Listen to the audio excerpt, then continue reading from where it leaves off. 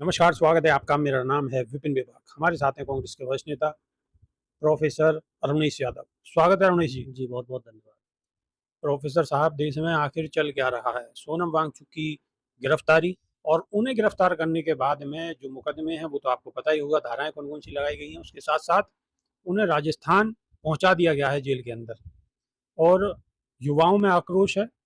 देश में भी अलग-अलग जगह विरोध के सुर उठने लगे हैं। देखो जी साहब, जैसा कि राहुल गांधी जी ने काफ़ी समय पहले कहा था कि देश में हालात बहुत ठीक नहीं चल रहे हैं। बिल्कुल। चलो, राजनैतिक पार्टी के किसी नेता को आप गिरफ्तारी करते हैं तो वो समझ में आता है कि राजनैतिक द्वेष भावना है या विपक्ष किसी मुद्दे को लेकर अपनी राजनीति चमकाना चाह रहा है। ये तमाम बातें हैं कि भाई चलो, कोई कोई एक चीज़ पकड़ सकते हो कि हाँ, विपक्ष का नेता ये कह रहा था और इसका जो ये बयान था, फला-फला बयान, वो राजनीति से प्रेरित था, इसलिए इसके ऊपर ये धाराएँ लगा दी गई और इसको जेल की सलाखों में डाल दिया गया।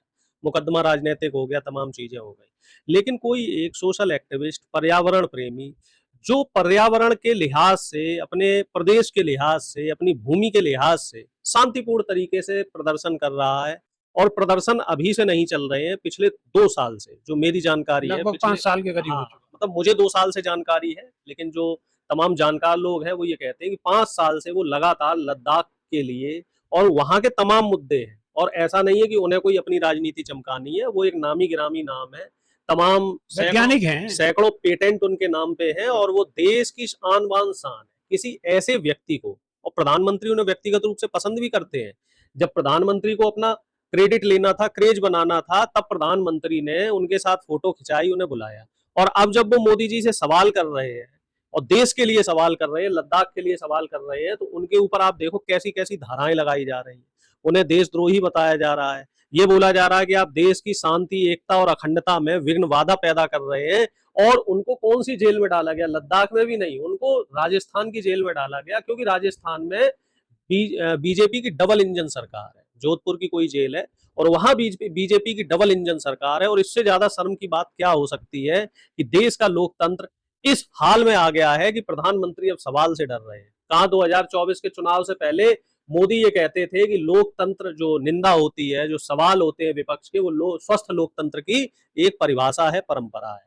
और अब वही प्रधानमंत्री 1 साल में इतना पलट गए हैं अपने बयानों से, मतलब मुझे तो हंसी आती है कि आप वो सवालों से डर रहे हैं। अरुणेश विपक्ष तो छोड़ दीजिए, जनता के सवालों से डर रहे हैं। अखिलेश यादव, मीडिया जो कल उनकी तारीफों में कसीदे पढ़ता था, अब वो मीडिया बिल्कुल कतई उल्टा हो गया है।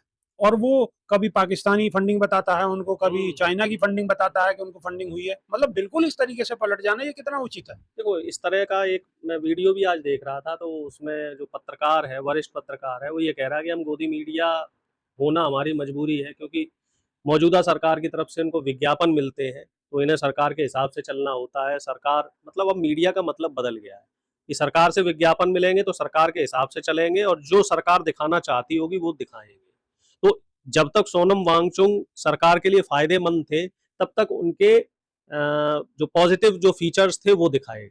अब सोनम वांगचुक से सरकार की छवि धूमिल हो रही है उनकी गिरफ्तारी से, तो उनके पाकिस्तान के कनेक्शन दिखाए जा रहे हैं। ये ठीक उस तरह से हो गया कि प्रधानमंत्री पहले किसानों को क्या बोलते थे कि हमारे अन्नदाता हैं, और जब अन्नदाता जीएसटी, वो सॉरी माफ कीजिएगा, जो एमएसपी और तीनों कानून के खिलाफ आंदोलित हुए, आप तो उस बात के गवाह हैं, तो वही किसान और अन्नदाता आतंकवादी हो गए, खालिस्तानी हो गए, और पता नहीं क्या क्या तोहमतें उन्हीं अन्नदाता के ऊपर लगाई गई। तो ये एक अजीब से हालात, हमारे देश में ऐसे हालात बनाए जाते हैं कि एक ही व्यक्ति के दो रूप दिखाने को खासतौर से जो देश का मीडिया है वो मजबूर हो जाता है।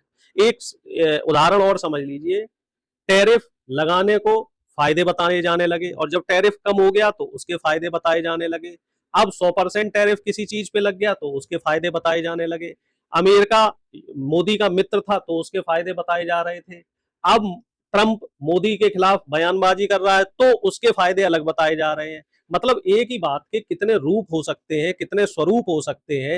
एक ही व्यक्ति के लिए पॉजिटिव बात भी हो सकती है, नेगेटिव भी हो सकती है। आखिरी सवाल, अरुणेश यादव, आ, सोनम वांगचुक कोई साधारण व्यक्ति तो है नहीं भाई। उन्हें मैग्सेसे अवार्ड भी मिल चुका है। और उनकी इस गिरफ्तारी से, जो सरकार ने गिरफ्तारी करी है, उनकी इस गिरफ्तारी से दुनिया में यानी कि बाहर के मुल्कों में भारत की क्या छवि बनेगी? देखो, छवि तो धूमिल हो ही रही है। पत्रकारिता में तो हम इतने डाउन हो ही गए हैं। स्वतंत्र पत्रकारिता की बात करी जाए तो हम कौन से पायदान पे हैं, 150 से ऊपर कहीं है।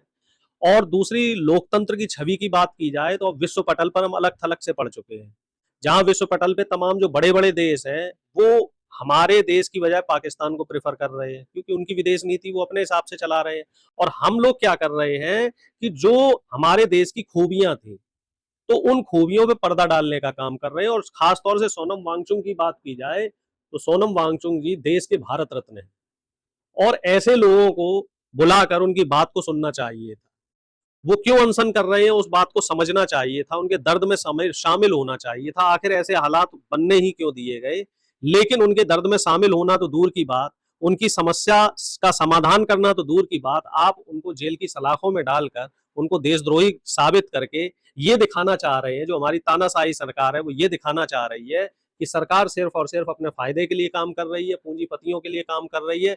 जनता के सरोकार से उसे कोई लेना देना नहीं है। जनता के सरोकार से कोई लेना देना नहीं है। तो ये थे हमारे साथ कांग्रेस के वरिष्ठ नेता प्रोफेसर उन्नीस यादव। सोनम वांगचुक की गिरफ्तारी सरकार ने जिस तरीके से की है और अब जिस तरीके के आरोप लगाए जा रहे हैं, आप इन आरोपों पर अपनी क्या राय रखते हैं? कमेंट के माध्यम से अपनी राय अवश्य रखिएगा। अभी के लिए सिर्फ इतना ही। बहुत बहुत शुक्रिया। जी, धन्यवाद।